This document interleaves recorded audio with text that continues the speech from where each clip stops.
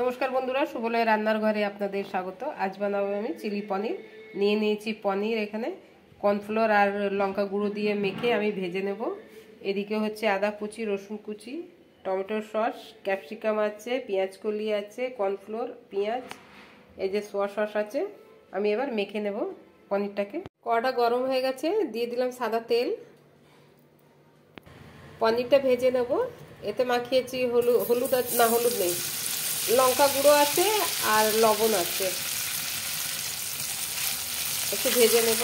আমার পনিরটা ভাজা হয়ে গেছে, দিলাম আর অল্প তেল, দিয়ে দিলাম রসুন কুচি, দেবো আদা কুচি, দিয়ে দেবো কেটে রাখা কাঁচা লঙ্কা, দিয়ে দিলাম পেঁয়াজ, দিয়ে দেবো ক্যাপসিকাম। একটু ভালো করে ভেজে নিতে হবে। দেবো অল্প লবণ, দিয়ে দেবো পেঁয়াজ কলি, দিয়ে দেবো টমেটোর সস, দেবো চিলি সস, আমি 1 চামচ করে সস দিলাম, দেবো সয়া সস, দেবো অল্প চিনি, দিয়ে দিলাম ভেজে রাখা পনির। ভালো করে নাড়িয়ে নেব। আমার পনিরটা হয়ে গেছে, নামিয়ে নিচ্ছি। আমার চিলি পনির রেডি হয়ে গেছে বন্ধুরা। যদি আপনাদের আমার এই ভিডিওটা ভালো লেগে থাকে তাহলে লাইক, কমেন্ট, সাবস্ক্রাইব অবশ্যই করবেন। ধন্যবাদ।